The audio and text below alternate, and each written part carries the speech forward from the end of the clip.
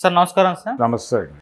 Sir Hydraa తెలంగాణలో ఏర్పడిన ఒక సంస్థ చెరువుల్ని కబ్జా చేసి కట్టిన బిల్డింగ్స్ అన్నింటినీ కూడా కూల్చేస్తూ వస్తుంది. అందులో భాగంగానే నాగార్జున గారి ఎన్కన్వెన్షన్ కూడా కూల్చేస్తారు. అయితే ఎక్కువ మొత్తంలో రాజకీయ నాయకులకు సంబంధించినవి లేకుంటే పారిశ్రామికవేత్తలకు సంబంధించినవి ఇటువంటివి ఉన్నాయి సార్. మరి వీటన్నిటిని కూడా నోటీసులు అయితే పంపించారు. ఫ్యూచర్లో కూల్చేసే అవకాశం అయితే ఉంది అని అంటున్నారు.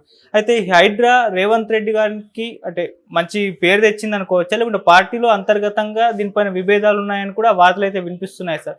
ఎంతగా ఈ హైడ్రా రేవంత్ రెడ్డి గారికి మేలు చేసింది అనుకోవచ్చా లేదనుకోవచ్చు సార్, మీరేం చెప్తారు సార్? అంటే ఏదైనా ఒకటి దీని వెనకాల ప్రయోజనం ఏమిటి అనేది చూడాలి. వెనకాల ప్రయోజనం ఏమిటి అంటే ఆయనకి Hyderabad voter, city voter assembly ఎన్నికల్లో కాంగ్రెస్కి అనుకూలంగా లేడు. అలాగే పార్లమెంట్ ఎలక్షన్స్లో కూడా అంత అనుకూలంగా లేడు. కొంత అనుకూలంగా ఉన్నాడు కానీ పూర్తి అనుకూలంగా లేడు. అసెంబ్లీ ఎలక్షన్స్లో బీఆర్ఎస్కి అనుకూలంగా వ్యవహరించాడు సిటీ ఓటర్. పార్లమెంట్ ఎలక్షన్స్లో కొంత బీజేపీ వైపు టర్న్ అయ్యాడు, కొంత మాత్రమే. సో సిటీ ఓటర్ని తన వైపు తిప్పుకోవడం అనేది ఒక ప్రోగ్రాం ఉంది ఆయనకి. ఇందులో భాగంగా జరిగినటువంటి కదలికల్లో ఈ హైడ్రా అనేది అనుకుంటే దీంతో పాటు ఇంకొక మేజర్ ఆయన అచీవ్ చేయవలసినటువంటి టార్గెట్ ఒకటి ఉంది. అదేంటంటే హైదరాబాదులో సిటీ సెంట్రిక్గా జరిగేటువంటి అన్ని వ్యాపారాలు, వ్యవహారాలు, అన్ని సెక్షన్స్ని, అన్ని లావాదేవీలని పూర్తి స్థాయిలో తన కంట్రోల్లోకి తెచ్చుకోవటం అనేది కూడా ఒక కార్యక్రమం ఉంది. ఆయనకు ఒక టార్గెట్ ఉంది. సో ఈ రెండు టార్గెట్స్ కోసం ఆయన ఈ ఆపరేషన్ హైడ్రా అనే కార్యక్రమం మొదలుపెట్టాడు అనుకుంటే ఇది వికటించే ప్రమాదం ఉందేమో అనే భయం కాంగ్రెస్ పార్టీలో కొంతమందిలో కనిపిస్తోంది. కాంగ్రెస్ పార్టీలోనే. అంటే ఏమిటి ఆ భయము అంటే దీనిలో భాగంగానే వీళ్ళు అక్కడక్కడ చెరువులకు దగ్గర ఆక్రమణలు అనే పేరుతో పేద బడుగు బలహీన వర్గాల ఇళ్ళు లేకపోతే మిడిల్ క్లాస్ ఇళ్ళు కూల్చివేస్తే, అపార్ట్మెంట్ కూల్చివేసి అపార్ట్మెంట్లు లోన్ తీసుకుని కొనుక్కున్న వాళ్ళు ఏం చేయాలో అర్థం కాని పరిస్థితికి వెళ్ళిపోతే అది నెగిటివ్ ఇమేజ్కి వెళ్తుంది. అంటే ప్రత్యామ్నాయం చూపకుండా నేరం చేసిన వాడు శిక్ష అనుభవించడం వేరు, నేరం చేయకుండా శిక్ష అనుభవించడం. ఇప్పుడు అపార్ట్మెంట్కి పర్మిషన్లు అన్నీ ఉన్నాయని చెప్తాడు వాడు పర్మిషన్ ఎలా తెచ్చుకున్నాడో వీళ్ళకి సంబంధం లేదు. ఎవరికి? కొనుగోలుదారుడికి. పర్మిషన్లు ఉన్నాయా అని అడిగే అంత ఎరుక ఉంటుంది. అలాగే బ్యాంకులు కూడా వెరిఫై చేసిన తర్వాత, వెరిఫికేషన్ సర్టిఫికేట్ ఉన్న తర్వాత లోన్ ఇస్తుంది. బ్యాంకు లోన్లు మంజూరు చేశాయంటే అన్ని పేపర్లు పక్కాగా ఉన్నట్టుగానే భావిస్తాం. ఈ నిర్ధారణ కోసమే బ్యాంకు లోన్లు తీసుకునే వాళ్ళు కూడా ఉంటారు. అలాంటివి కూడా పాల్గొట్టేస్తే ఏమైపోవాలి ప్రపంచం అనేటువంటి ఒక ఆందోళన. వాళ్ళందరూ వ్యతిరేకంగా మాట్లాడితే ఇది బూమరాంగ్ అయితే ఏమిటి పరిస్థితి అనే డిస్కషన్ కాంగ్రెస్ పార్టీలో జరుగుతోంది. ఇది ఒకటి. ఆయన రెండు టార్గెట్లు దీంతో ఫుల్ఫిల్ అవుతాయా లేదా అనేది పక్కన పెట్టేస్తే, మొదటి టార్గెట్ సిటీ ఓటర్ని తన వైపు డైవర్ట్ చేసుకోవటం అనేది బెడిసి కొడుతుందేమో ఈ ఆపరేషన్తో, ఆ టార్గెట్ రీచ్ అవటం అనేది అవదేమో అనే భయం కాంగ్రెస్ పార్టీలో కనిపిస్తోంది కొంతమంది నేతల్లో. అయితే చెరువుల్ని పరిరక్షిస్తాం, పర్యావరణాన్ని కాపాడుతాం కాబట్టి కొంతమేరకు అనుకున్నప్పటికీ ఒక ఆల్టర్నేటివ్ చూపించకుండా చేస్తే ఇబ్బంది అవుతుంది. ఒక ప్రత్యామ్నాయం చూపించాలి వాళ్ళకి, ఏదో ఒక ఆధారం చూపించాలి.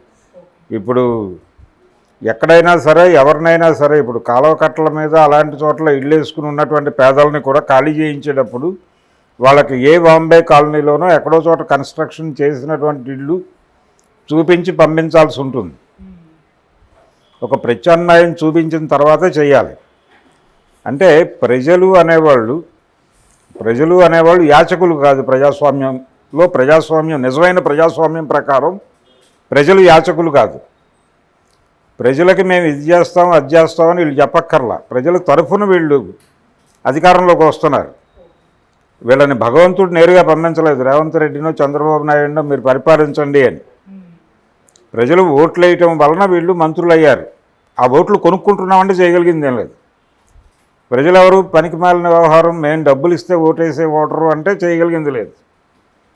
సో సరుకుగా మారిపోయిన మాట వాస్తవం. ఓటరు సరుకుగా మారిపోయాడు, అధికారం సరుకుగా మారిపోయింది.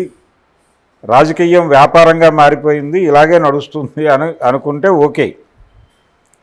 మార్కెట్ ఎకానమీలో అలాగే నడుస్తుంది ప్రపంచం, దాంతో ఎవరికి భేదాభిప్రాయాలు లేవు. కానీ ఒక ప్రజాస్వామిక ఆశ, ప్రజలే సర్వాధికారులు, ప్రజలే నిర్ణేతలు అనే ఒక నమ్మకం ఇంకా ఉంటే ఆ ఏరియాలో ఎక్కడైనా ప్రమాదం జరుగుతుందేమో అనే భయం కొంతమందిలో ఉంది.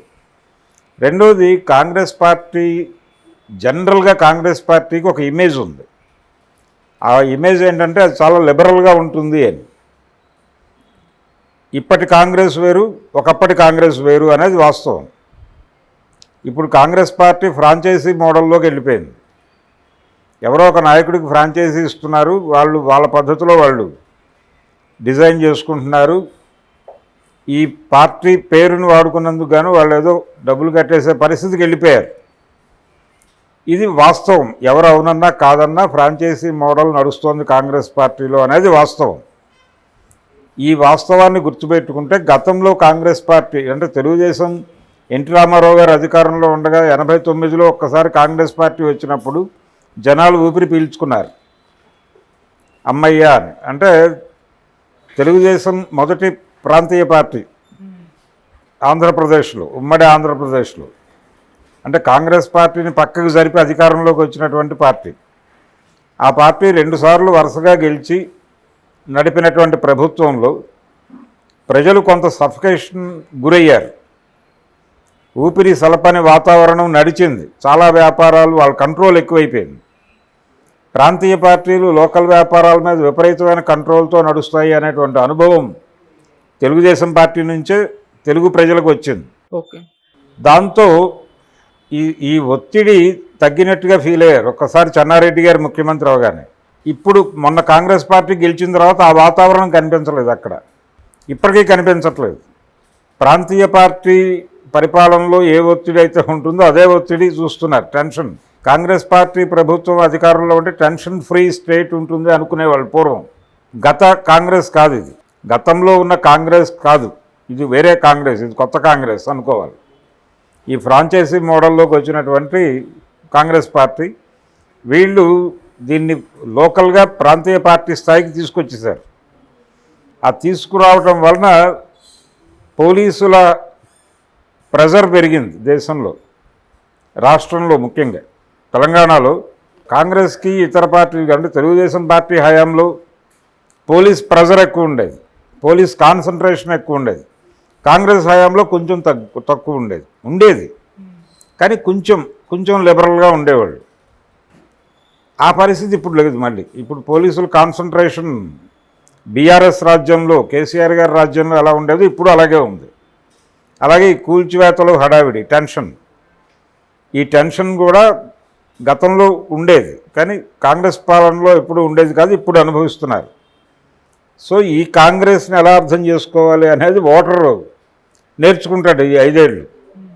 నేర్చుకుని దీనికి దానికి పెద్ద తేడా లేదనుకున్నప్పుడు అటు మొగ్గితే ఏమిటి పరిస్థితి అనేది, అటువంటి కండిషన్ ఉంది, అటువంటి కండిషన్ని తీసుకొస్తున్నారు అని సాంప్రదాయ కాంగ్రెస్ వాదులు భావిస్తున్నారు. భావించి వాళ్ళు అప్పుడప్పుడు నోరు తెరుస్తున్నారు. వాళ్ళు గట్టిగా నోరు తెరిస్తే తనకి ప్రమాదం వస్తుందేమో అని ఆయన భయపడుతున్నాడు రేవంత్ రెడ్డి. వాళ్ళని కంట్రోల్ చేస్తానని కూడా అనుకుంటున్నాడు ఆయన. కంట్రోల్ చేసినప్పటికీ నెమ్మదిగా ఎవరైనా వాయిస్ రైజ్ చేస్తే అది ఇబ్బందే. ఆ ఇబ్బందిని ఏదో వాళ్ళని కంట్రోల్ చేసేస్తే పోతుంది అనుకుంటే కుదరదు. జనంలో కూడా ఉంది అది, రేపు అది బ్యాలెట్ బాక్స్లో రిఫ్లెక్ట్ అవ్వచ్చు కూడా. అందుకని కూల్చివేతలకు సంబంధించి ఆయన కొంచెం అప్రమత్తంగా లేకపోతే ప్రమాదం వాటిల్లే అవకాశం ఉంది. హీరోయిక్గా కనిపించవచ్చు, ఎన్కన్వెన్షన్ కూల్చేస్తే హీరోయిక్గా అనిపించవచ్చు. ఎన్కన్వెన్షన్ ఏంటి, కొంత నాగార్జున స్థలం ఉంది, కొంత చెరువు ఉంది. ఆ చెరువులో నిర్మాణం జరిపిన మాట వాస్తవం. ఈయన స్థలంలో అంటే ఇటు కట్టి అటు పార్కింగ్ పెట్టుకుంటే బాగుండేది, అటు కట్టి ఇటు పార్కింగ్ పెట్టుకుని దీన్ని సేవ్ చేసుకుని దాన్ని పోగొట్టుకున్నాడు ఆయన. అది ఒక వ్యవహారం. దానికి గత ప్రభుత్వాలు నోటీసులు ఇచ్చినా ఆయన పట్టించుకోలేదు, కోర్టుకు వెళ్ళాడు, స్టే తెచ్చుకున్నాడు, ఆ స్టే వర్క్ చేయలేదు. ఇప్పుడు హైడ్రాకి విపరీతమైన పవర్స్ ఇచ్చారు, వితౌట్ నోటీస్ వెళ్ళి కొట్టేయచ్చు అంటున్నారు. అయినప్పటికీ మేము మర్యాదస్తులం కాబట్టి నోటీసులు ఇస్తున్నామని చెప్తున్నారు. 2-3 కొట్టేసిన తర్వాత ముఖ్యమంత్రి గారు తమ్ముడికి కూడా నోటీస్ ఇచ్చారని చెప్పారు. ఇవ్వచ్చు, కానీ చాలా ప్రాంతాల్లో చెరువులు నదులు ఆక్రమించిన వాళ్ళలో పేదల శాతం ఎక్కువ ఉంటుంది. వీళ్ళని ఆ పేరుతో కనుక అక్కడ తొలగిస్తే వేరే చోట ఖచ్చితంగా వాళ్ళకి బెటర్ హౌసెస్ ఇవ్వాలి. ప్రభుత్వం బాధ్యత తీసుకోవాలి. ప్రజలకి ఇళ్ళు కల్పించాల్సిన బాధ్యత ప్రభుత్వందే. వాళ్ళేదో అంటే మీరు రక్షిస్తున్న ఆస్తులు ఎవరివి? ప్రజలవి అని చెప్తున్నారు. ఎవరు? హైడ్రా వ్యవహారాలు చూస్తున్నటువంటి రంగనాథ్ గారు మేము ప్రజల ఆస్తులు కాపాడుతున్నాం అంటున్నాడు. ఆయన ప్రజల ఆస్తులు కాపాడుతూ ప్రజల్ని ఖాళీ చేయిస్తూ అక్కడ ఆ ఖాళీ చేయించిన ప్రజల్ని రోడ్డు మీద వదిలేస్తే ప్రమాదం. వాళ్ళని ప్రత్యామ్నాయం ఏమిటి? వాళ్ళని తీసుకెళ్ళి ఇంకెక్కడ పెడుతున్నారు? ఎక్కడైనా నిర్మాణాలు ఉన్నాయా? చేశారా? దానికి సంబంధించిన బ్యాక్ ఎండ్ ఏర్పాటు లేకుండా ఫ్రంట్లో హడావిడి చేస్తే ప్రమాదం అవుతుంది. అది చెక్ చేసుకోవాలి. 2-3 చోట్ల జరిగినాయి అలాంటి ఇన్సిడెంట్లు. కొన్ని ఏరియాల్లో చెరువులు ఆక్రమించారు అనే ఉద్దేశంతో పేదల ఇళ్ల మీద కూడా దాడులు జరిపారు వీళ్ళు. ఇవి పెరిగితే ప్రమాదం అవుతుంది. వాళ్ళకి ప్రత్యామ్నాయం ఖచ్చితంగా చూపించి తీరాలి. వాళ్ళు కోర్టుకు వెళ్ళినా అదే వస్తుంది. సో ఈ బ్యాలెన్సింగ్ ప్రజల మనసుల్లో బీఆర్ఎస్ రాజ్యం నుంచి కాంగ్రెస్ రాజ్యంలోకి వచ్చామనే రిలాక్సేషన్, దాన్ని లైవ్లీగా ఎంతకాలం నువ్వు ఉంచగలుగుతావో అంతకాలం నీకు అధికారం ఉంటుంది అనేది మర్చిపోతున్నాడు ఆయన. మర్చిపోయి తన ప్రయోజనాలు, తన ఫ్రాంచైజీ మోడలు ఈ ఆలోచనలోకి వచ్చి బిహేవ్ చేస్తున్నాడు. ఇది ఇబ్బందికరం కావచ్చు రేవంత్ రెడ్డికి.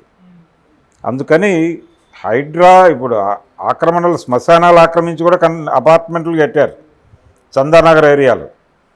వాళ్ళు నోటీసులు ఇచ్చిన అధికారుల్లో 2-3 చందానగర్ ఆ ఏరియా వాళ్ళే ఉన్నారు. చెరువులు ఆక్రమించారు, శ్మశానాలు ఆక్రమించారు, ఏదైనా ఆక్రమించి అపార్ట్మెంట్లు కట్టిన చరిత్ర ఉంది హైదరాబాద్లో. ఈ అపార్ట్మెంట్లు వాళ్ళని ఖాళీ చేయించేటప్పుడు ఖచ్చితమైనటువంటి పద్ధతులు పాటించాలి. ఇల్లు ఖాళీ చేయించేటప్పుడు ఒక ఏరియాలో ఒక స్లమ్ ఉంది, స్లమ్మే కదా అని పీకేస్తే కుదరదు. వాళ్ళకి ఎక్కడో చోట ప్రత్యామ్నాయం ఇల్లు ఇవ్వాలి. ఈ బ్యాంక్ లోన్స్ తీసుకుని 2 కిస్తీలు కట్టి అపార్ట్మెంట్లు కోల్పోయే పరిస్థితిలోకి వచ్చిన వాళ్ళు ఉంటారు. వాళ్ళకి ఆల్టర్నేటివ్ చూపించాలి, బర్డెన్ కాకుండా. ఈ ప్రభుత్వం మేము చేసినటువంటి ఒక తప్పుని, మా ద్వారా అనుకోకుండా జరిగిన ఒక తప్పుని చూపించి రెక్టిఫై చేసి మమ్మల్ని ఒక భద్రత ఉన్నటువంటి ప్రాంతంలో నిలబెట్టింది అని వాడు 10 మందికి చెప్పుకోవాలి. ఆ వాతావరణం కల్పించగలిగితే నీకు ఉపయోగపడుతుంది హైడ్రా. లేకపోతే ఈ హైడ్రా అనే ఏదైతే వాళ్ళు సింబాలిక్గా చూపిస్తున్నారో బుల్డోజర్ని, అదే బుల్డోజర్ మీ అధికారాన్ని కూలగొట్టేస్తుంది. ఈ ప్రమాదం మీద అంటే ఒక రకంగా కత్తి మీద సాము చేస్తున్నాడు ఆయన. ఇది ఎటువైపు టర్న్ తీసుకుంటుంది అనేది ఇప్పటికైతే ఆయన భయపెడుతున్నాడు, టెర్రరైజ్ చేస్తున్నాడు. దీని వెనకాల 2 ప్రయోజనాలు ఉన్నాయి. అందరినీ తన కంట్రోల్లోకి తీసుకోవటం, అది జరిగిపోతుంది. అక్కడితో ఆగుతాడా, లేకపోతే ఇంకా వెళ్తాడా, ఇంకా గందరగోళం క్రియేట్ చేస్తే ప్రమాదం అవుతుంది, బూమరాంగ్ అవుతుంది. అది కాకుండా చూసుకోవాలి. దీని మీద ఇంకొక 4 రోజులు పోతే పూర్తి క్లారిటీ వచ్చేస్తుంది ఏమిటి భవిష్యత్తు అనేది. ఓకే సార్, ఇంకో విమర్శ ఏమిటంటే సామాన్యుల పేదవాళ్ళ ఇల్లు కూల్చేటప్పుడు వీళ్ళకి ఎటువంటి ముందస్తు నోటీసులు ఇవ్వడం లేదు. అదే వీళ్ళకైతే ఇచ్చేస్తున్నారు. రేవంత్ రెడ్డి గారు బ్రదర్కి ఇచ్చారు నోటీసులు అని చెప్పేసి. మరి ఇది ఏ రకంగా ఇంపాక్ట్ చూపించారు? ఎవరికైనా నోటీసులు ఇచ్చి తీరాలి, కానీ వాళ్ళకి ఇచ్చినటువంటి అధికారాల ప్రకారం నోటీసు ఇవ్వకుండా కూలగొట్టే రైట్ ఉంది మాకు అని రంగనాథ్ గారు ఒక ఇంటర్వ్యూలో చెప్పాడు. ఆ హక్కు ఉపయోగించుకుని ఇప్పుడు అడగలేని వాడు ఇల్లు కూలగొడితే, అడగలేని వాడు తన నిరసనని వ్యక్తం చేయలేక వెళ్ళి బ్యాలెట్ బాక్స్లో వ్యక్తం చేస్తే నీ అధికారం ఏమైపోతుంది? ఆ జ్ఞానం ఉండాలి కదా నీకు. నీ అడ్మినిస్ట్రేషన్కి రూల్స్ ఉంటాయి. అడ్మినిస్ట్రేషన్ వేరు, పాలన వేరు. పరిపాలకుడికి అడ్మినిస్ట్రేటర్కి తేడా ఉంటుంది ఆలోచన విధానంలో. వాడు మాన్యువల్లో అకార్డింగ్ టు మాన్యువల్ వెళ్ళి కూలగొడతాడు. కూలగొట్టడం వలన పొలిటికల్గా జరిగే ఇబ్బంది ఏంటనేది నీకు జ్ఞానం ఉండాలి. ఉంటే నువ్వు వాడిని కంట్రోల్ చేయగలుగుతావు. అది ఆ బ్యాలెన్సింగ్ లేకపోతే దెబ్బతింటుంది కాంగ్రెస్ పార్టీ. దాన్ని దృష్టిలో పెట్టుకుని యాక్ట్ చేయాలి. Okay sir, thank you so much sir. Thank you.